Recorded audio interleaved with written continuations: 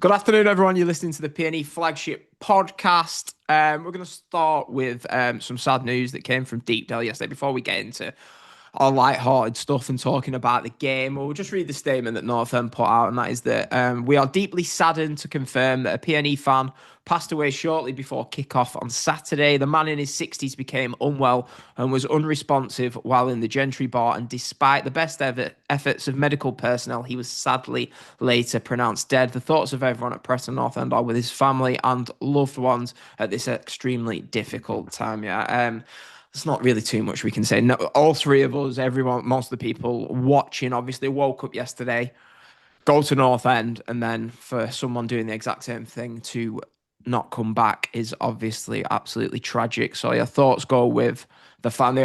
We know his name, but I thought if North End haven't announced the name, maybe they don't want, like the family might not want the name out there. So I thought we won't say the name, but thoughts with his family, if any of you. I'm sure you're not watching this, but it just seemed like the right thing to do. So yeah, there's not really much that we can say about that. Hopefully North End do something. I'm sure they will for the next home game. I think is against Birmingham. Yeah.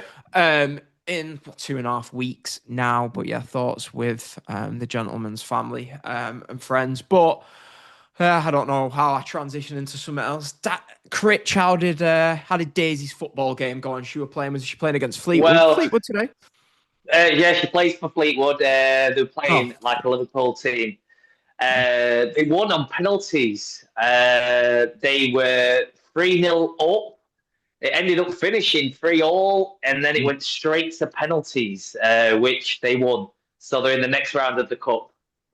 Great. We could have done with that at Plymouth away last season, penalty shootout, and there would have been a meltdown after the game. But obviously, look, we don't do midweek flagships. So obviously, since we last recorded, North End have played twice, a 2-2 draw away to Hull and a 2-0 victory at home to Charlton. The Hull draw was a little bit mixed feelings after the game, but look, when you back it up with 3 points at home, we'd have bit your hands off for 4 points this time last week. In our predictions, I'm pretty sure. I think me and Critch, I think I had 2-0 last week. So yeah, at this moment in time, it looks like Critch is walking around with an Emil Reese PNE shirt on in the summer.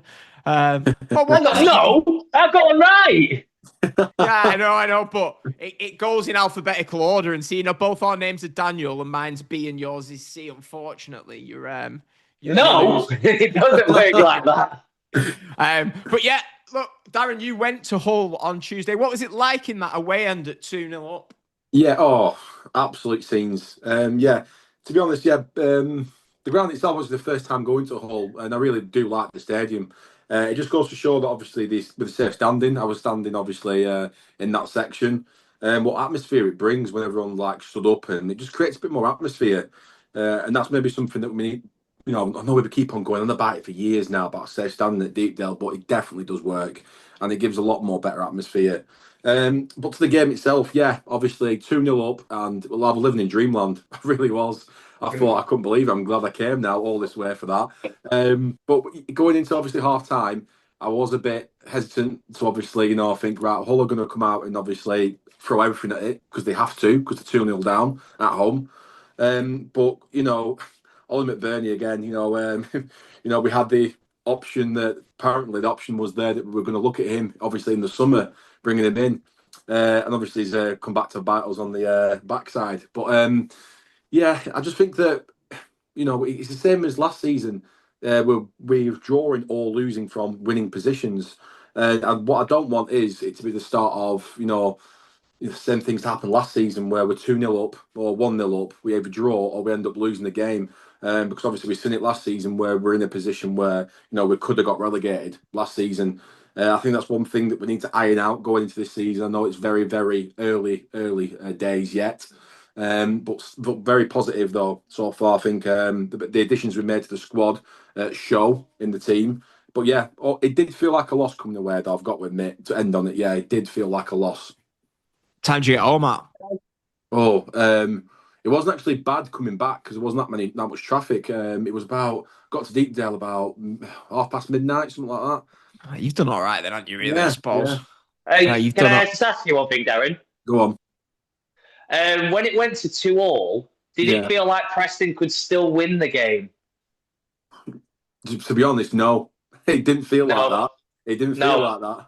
I was worried because I thought either Ollie McBurney's going to get his hat trick or somebody else is going to nick it. But we definitely should have had a penalty. Looking back on it now, because I couldn't see it from where I was. My opinion's a little different on that. Well, to be honest, if that was on the halfway line, or it would have been a foul, professional foul. But anyway, Critch, did you not? You not think it was a pen? No.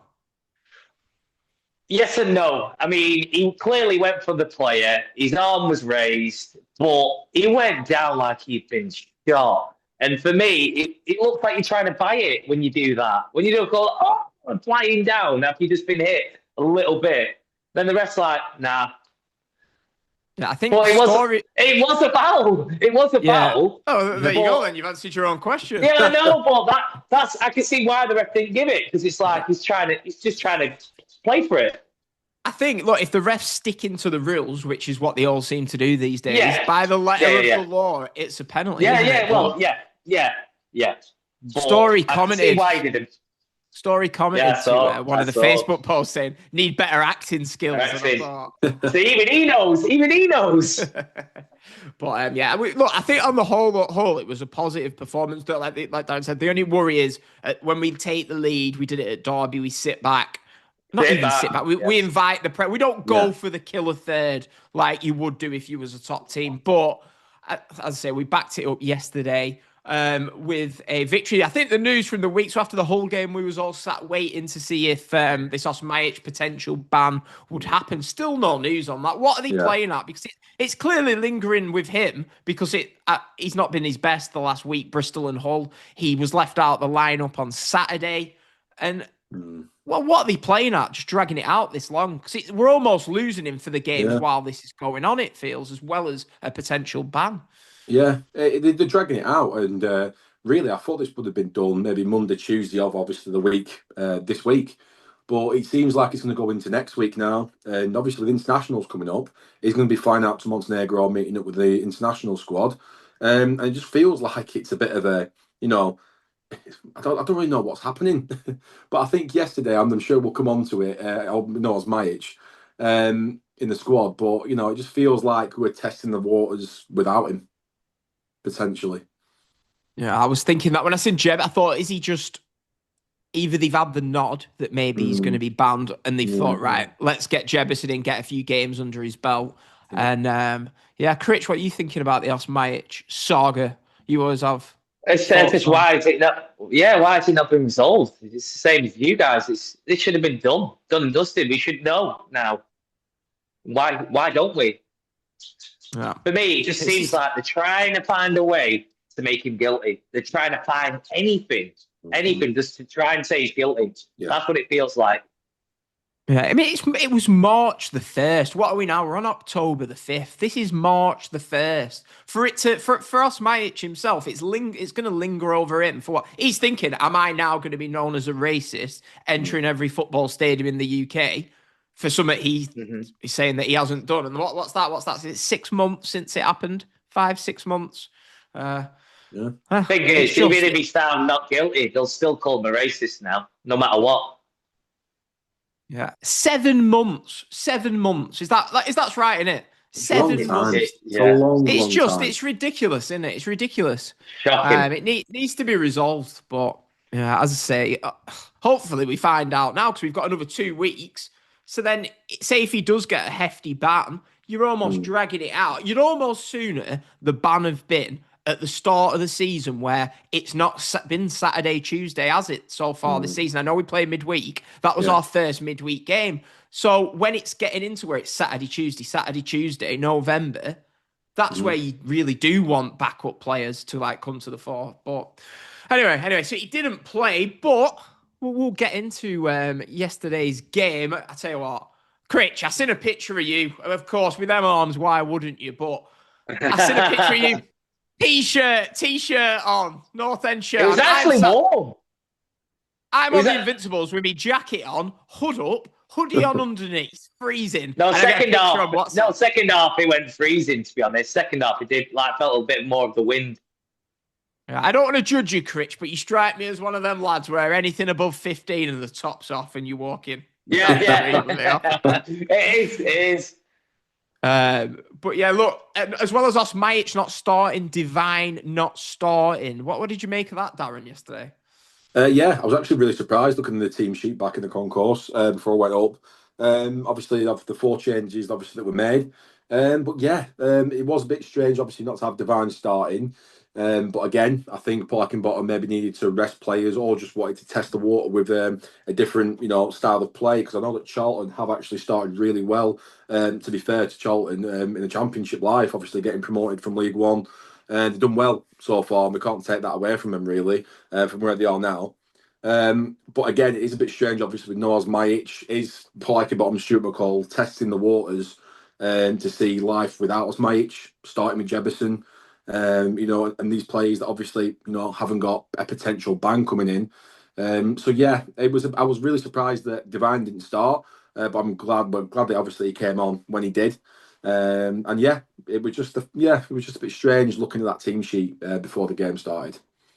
Yeah, because I was a bit like, I'm thinking last season, these are the games we struggled in. We've got Devine and Dobbin. They have to both start so we can break these teams down. When I seen the lineup, I was like, but look, it's so weird, isn't it? Because if North End don't get the goal came from a deflected shot after McCann missed that chance, I'm thinking, has the chance gone? Say if it finishes 0-0 and it comes on, we're going to be on. Well, I'm definitely going to. Why is Devine not starting? Come on, what's he doing? But it works out. It's just small margins, isn't it, with stuff like this? But yeah, we'll start with the first half. First half, I mean, Critch, I was sat thinking Critch has been on. Have you been on 2 home games this season or 3?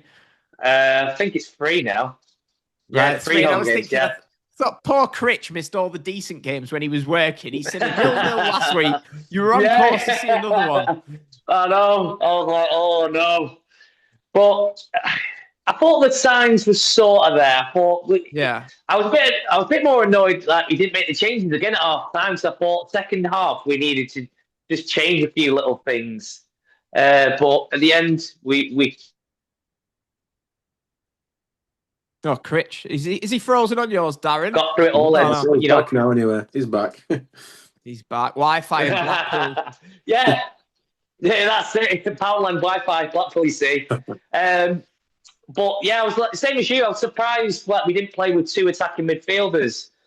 I thought, he probably wasn't a McCann type of game, but I still felt he played well, Dan. Yeah, no, do you know what? I was going to mention this, Critch, and I just wanted to say this. So obviously, I was going to ask you this question. So with you being the man who does the player ratings for the North End podcast, what possessed you to give McCann a 6? I didn't give him a 6. I give him a 7. That big difference between. So I'll get. Yeah, there is. There is. I think there is a big difference between a 6 and a 7. Right. A 6 was just okay. A 7 is decent. If all your team was a 7, then something's right. Right, well, for me, I say at the start of every podcast, a 6 is, he was fine, he was all right, and a 7's good. So I thought, I know like McCann, the man on the Holy Grail, you can't say anything bad about, but I thought, I'll be honest, he gave the ball away numerous times. I think... Yeah, he did. The second half, he did. Yeah. So he gave the ball away numerous times. He missed a sitter. I know he's a midfielder, so it's not on him, but he still should score that. Yeah, he did break up play, but I felt that McCann starting sort of hindered us going forward a little bit. And I know people are going to be listening. Yeah. No, that's all the little things that he does. I think McCann starts at West Brom for me, without a shadow of a doubt. That is his sort of game at West Brom. But I just thought yesterday he sort of, I don't know, I'll be honest with you. I think because Whiteman's at the top of his game at the moment, I think when you've got your likes of Armstrong coming in, Devine, Dobbin, technically really good players, you do notice this little bit of difference with that. And I know people are going to be screaming at the TVs, whatever they're watching on, yeah, but you need a McCann. And I do agree you need a McCann. But I just thought... Did we need one yesterday, though? Yeah. Can I tell the story now? So basically, right, so yesterday, I get home, okay, I record the podcast, sit down, put the podcast post up, post the player ratings, okay. So I posted it. My work's done. I thought, right, let's sit and watch the end of Chelsea-Liverpool, right? And I thought, right, I'll go and get my work phone. So my work's phone has everything on. Okay, right. It's got all my work stuff for window clean. I have to message him to leave the gate off, message him to pay. I'm an idiot for not backing up. It's got pictures of my kids on that I can't get back. And honestly, my head had gone. My head had gone at this point. I was flapping. I'm driving to North End. I'm talking to the security guy. He's going in looking for me. And while all this is going on, my phone's vump, vump. Why have you not given McCann a 7 or 8? He was class. You know all that. I'm getting. Normally I like stuff like that. It tickles me. But when you're stressed out and you just keep hearing your phone going and it's going and it's going, I'm getting piled on. And that phone goes. Daniel Critchley. No, you're wrong there. I thought you're meant to be my mate here, and you're instigating the pile on even more. And I was just like, I thought, why did you just give him a 7? Keep the masses happy. But no, so yeah, McCann 6. That's on Critch's head. But Darren, what did you think? I'm curious. Go on, split the difference between me and Critch. Are you giving him a 7 or an 8? Come on, Darren. What? Because I actually did give him a 7. To be fair. Yes. No, there's nothing wrong with that. He's a 7 or a 6. Yeah. I think. Like, what about the group? What about the WhatsApp group? What they said? More people gave him a 6 or a 7 than an 8. So if you round it up by laws of no, they gave him a 7. I really didn't realise doing player ratings would cause so much. I feel sorry for John Roper because he used to do it in the LEP when I was a kid. This is why I started doing it because I always used to read his player ratings and sit on the Evening Post on a Monday and have a look at him. I thought, that'd be a cool thing to add. Flipping heck. I wonder if I think he still does them actually. I wonder what he gave McCann. He probably gave him a 7. Yeah, so anyway, so look, first half, I think we said it was nothing to write home about, a forgettable first half. We came out, we looked a bit better. We go 1-0 up, Thierry Small. Now, Critch, you're someone who likes to boo former players. What were your thoughts on doing Small? Yeah, they were. It was funny when he scored because you could see how angry their fans were. They're like, oh, no. Like every time he made a mistake, they were on him. So for him to score against them, it must have been very satisfying for him. But yeah, I don't think he was that great yesterday. Not his. Yeah, I have a high standard for him, and I don't think he was quite there at it, even though he scored. I know that's weird to say, but it's just my opinion. I'm curious what you have to say about this. So I was talking, I feel like it's just the status line that you pull up here. Because I've said it a few times where he's young, he's going to have these games. Do you know what I mean? We can't get on his back. He's going to make mistakes. And I was thinking about that. So we all agree that's what you'd say. And someone said to me, and I thought, do you know what? That's a good point. And they went, why? Why should we expect him to make mistakes? He's an England under-21 international. He's coming on probably top wages at the club. Why should we just assume he's going to make mistakes just because he's young? And I was like, when someone says something to you, you're like, I don't know. He probably caught me off guard. And I thought, do you know what? Curious. Anyone watching, what do you think about that? Do you think, this is what you do apparently on YouTube. You engage comments. So do people think that we should be fine with Small? He basically was at fault, I'd say, for 2 goals at Hull. But I like him. I don't think he's great defensively. No, I'm sorry, but he's a lovable character, though. I was watching him when he came off. I just thought, what a guy. Yeah, you can just tell he's a top guy. But yeah, so he gets his deflected shot, 1-0 lead. He shushes the Charlton fans, and then. So Devine had been waiting to come on for ages. Yeah. And he sits Devine back down. I was like, this just, to me, that just summed up. And I thought, Charlton equalise here. I have really got something to go at. And then I got taken away from me. Thanks from Devine actually came on 25 minutes later, to be fair. Great ball from Gibson, who I thought was excellent again.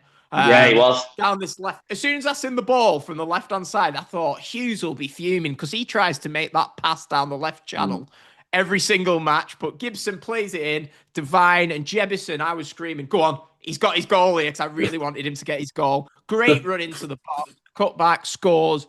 And look, in the last 2 games, Smith's got off the mark. Jebison's got off the mark. And if you couldn't have picked 2 better goal scorers yesterday, Small and Jebison. And comfortable routine victory, I'd say. Yeah, yeah.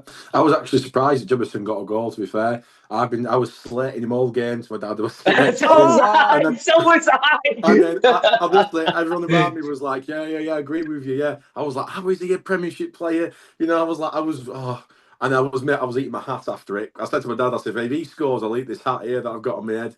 And I was like, I just turned around, looked at my dad, I was like, I can't believe it. When he scored, I was like, I can't believe it. But I yeah. must be watching a different game. I thought he was good. I tell you what, No, second half, I thought he was good. yeah, For I me, Second thought half, first off. I I thought, don't I don't know how somebody over no. 6 foot doesn't jump for the ball. Yeah, yeah. I just don't know how it's possible. And maybe I'm being a bit too critical and a bit too harsh on him because he's a loanee from the Premier League club. And I'm expecting him to like do well. You know, because when you get these loan stars from the Premier League, you think, oh, they must see something in them. You know, they're obviously Premier League quality, you know, and they're going to do well for us. And I expect that of Jebison. But hearing what happened, obviously, at his previous club and how poor he did there and coming here, you know, and I've seen a couple of bad performances from him. You know, maybe I am a bit too critical on him, and yeah, I'm glad that he's got off to the mark as well because I really did, I did feel happy that he did score yesterday. But there's things in his game that I think he needs to iron out, like obviously going for the ball and he doesn't jump for it. And yes, he's Yeah, fast, yeah. and I'll give him that. He is rapid, but again, it's just that striker presence that essence you have to have when you're a striker of going forward, not being scared of the ball, heading it forward and making them charges forward. And it just seems like he's lacking that from time to time. Yeah, I think when you look at it, right, so he's a young lad, okay, he's had that spell at Watford last season where he got like one goal in, I don't know, 18 games or something, loan cut short. Watford fans got on his back, okay? So he comes in here, and I think North End fans clearly, in a striker, want to see someone who works hard, and I think he did that yesterday. He's got his Yes, he goal. did. I think he's a young lad who's got a lot of stick at his previous club on loan. I think he should be embraced. He needs to be loved by the fans. Yeah, And I yeah, think yeah, yeah. we could get the best out of him from that. He's trying his best. I Yeah. think, I'll be honest with you, Yeah. I know like other people don't agree. I thought, how many times yesterday did this movement happen where Dobbin would pick up the ball from 20, 30 yards, run towards goal, and it didn't come off for him, but I like seeing those runs. And he got loads of space in the middle, and he got that space in the middle because Jebison would Because they were making the runs. and drag the defender out. And I thought, I was thinking, do you know what? I thought for a fan base that used to criticize Emil Reese for not making those runs, which I'll be honest, he didn't make those runs, but he scored, so I didn't really care. But he didn't make those runs. Now we've got someone who might not necessarily score as many goals as Reese, but he's making those runs that gives you likes of Dobbin and Devine more space. And because we've got two really good attacking midfielders, if your striker, say he scores 7 goals this season, Jebison, if he's making those runs and providing Dobbin and Devine with more space to deliver their talent, then yeah, that got a bit more tactical than I wanted it to. I was impressed with him second half. My mate Scott was like, he likes him. And I'm like, mate, he's not good. And the effort, and I thought he played really well second half. I was every credit to him. Every credit to him. He put a shift in. He shielded the ball well. He did so well second half. I was actually happy for him. Yeah. What did you make of Charlton? Oh, Charlton! I thought they were very good. I thought they set out really well. They did. They set out really, really well, and the way that they were, pressing us at some point as well, like getting the ball out wide. They were good, and I can tell why they've done as well as they've done so far. And people were saying that, like, oh, well, Charlton were a bad team against us. And even a couple of their fans were saying, oh, that we were, they were poor, as well in the game. But I feel like, Charlton were a good team, but we were just better than them today. I think our performance as a whole, not just individual players, but yesterday as a whole performance, I think we played really, really well yesterday. And I've got, second half. Yeah, I thought they were crap. I didn't think Charlton were crap. Yeah, I thought they were. I didn't even have a shot on target. I think 0 shots on target. Yesterday they were poor, but I can see like the way that this has been set out and the way that the managers set them, out this season, and they've had some good performances, good results so far. Yeah, but, yeah. Does that mean that Charlton were a decent side, but are we actually a good side now in the championship thing? is this thing that is it, we've got to think like this now, the signings that we've made. I know it's way too early, we're 9 games in, aren't we? But, we've turned it around. We've turned it around. I think without Nathan Jones, that Charlton team probably goes down this season, personally. I think he's a good manager, and I think I think they got promoted, didn't they? And I think they've probably ridden the wave. They've started off the season well. I expect them to drop massively, personally. They will do. Second half of the season. They didn't have much at all. No, they didn't. But anyway, all you can do is beat the teams that are in front of you. I think we've beat a bad... I was sat buzzing until I lost my phone. But actually, I've not even said that. I got this is great from North End. I woke up to a message this morning from someone at North End. Phone's been found. So I've got the phone back. But I was sat, honestly, you can imagine what I was like. North End have won. I'm dancing around me living room when Chelsea got that last minute goal. Steve Bruce has been sacked. I'm like, that's bad. That's bad. I think he needed the season. I know. We'll talk about. I'll let you have your say at the end on that, Critch. But I was sat thinking, "Oh, this is great. This is great." But then I'm thinking, "Are we getting carried away?" But I think after the end of last season, we've got every right to get carried away. 2 weeks off now. Let's enjoy it. We're 43 places above the joint third. Look at Critch. Joint third. Critch there, half glass full. That's why we need you. Yes.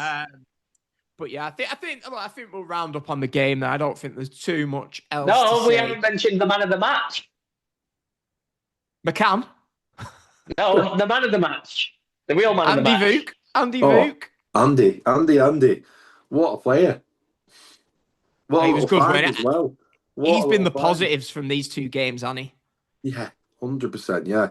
Again, it's just these... I don't know who does our... recruitment for players for like these on these frees, but we've done well, honestly, with Paul and with Andy as well. I think they're 2 cracking players who just give their all. Yes, they're not maybe. I think Vukovic is not as fast as Paul, but again, he's strong when he needs to be. He tracks back. He never says like die attitude for him, and I really like him as well. Great player. I think in terms of the scouting side of it. We'll go Valentin, North End, we used to do with Wigan. Hey, I tell you what, they're in trouble. Let's get some of their players. So we'll have done heavy scouting on Sheffield Wednesday, straight away to target them. So I don't think that's been too much work gone in. We'll take him, lads, here you go. We'll take him on the cheap. And I think Vukovic, I think Ridsdale said, didn't he, in his interview that Osmajic's agent came to him and said, here you are, take a look at this, lad. So maybe not. He needs a taxi driver. Hey, he's more than a taxi. Andy. I know he is. But no, he was really good. I just want to say really hello to someone for that as well. Someone I know was slating him before the game. I'm trying to think if it were us. No. Callum was with me. So we kept a special eye out on him all game, and he delivered 9 quality balls into the box because we kept counting them and like nudging him and saying, "Are you watching? Look how good he is," because he was slating him before the game. There you go. Where else are you going to get deep analysis like that? Critch on the PNE Flagship, 9 balls in for Andy Vukovic. Yeah, quality balls as well.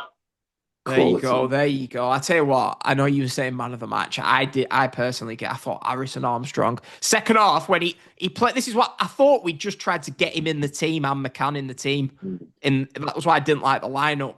And he started a bit further forward, Armstrong, than I think he's best at. Second half, he dropped, couldn't get the ball. And I think that's where you see the best at him when he's playing that role. I thought 18 years old and he's almost running a championship game. Wow. He's going to be a player, isn't he? Yeah. Some player, yeah. City have scored, don't they? City have scored. Haaland, captain.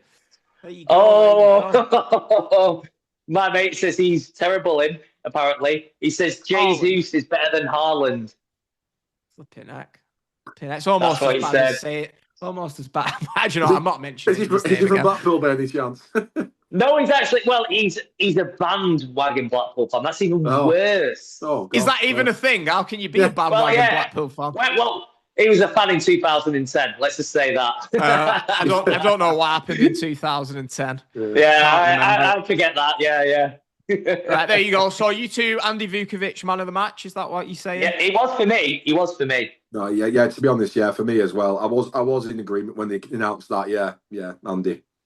I'll go with Harrison Armstrong. I thought he was fantastic. But yeah, we'll do our West Brom predictions next before we wrap up. I'll start because Critch always nicks mine. I will start with 2-1 West Brom. I've been to West Brom so many times. I've been West Brom 5 times. We've lost all 5. Tough place to go. Only Ryan Lowe's the only person who brought us a victory back from West Brom. Here we go. That terrible manager. Anyway, Darren, we'll leave Critch till last. What you say?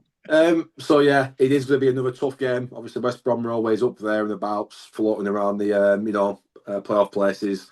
It is going to be a tough game. But if we can get a point from West Brom, I'll be very, very happy with that. I agree. So for that, I'm going to say 1-1. I think there will be goals in the game because obviously both sides, going forward. Yeah, 1-1 for me. Critch? I was going to say 1-1, but because you've said 1-1, I'm actually going to say 2-2. 2-2. This free-flowing attacking football. I believe in this team. I believe it. I believe they can get something. I know. Just before we wrap up, I think the sad thing is, this is why we need to make the most of this team. This time next year, I put it in the WhatsApp group before.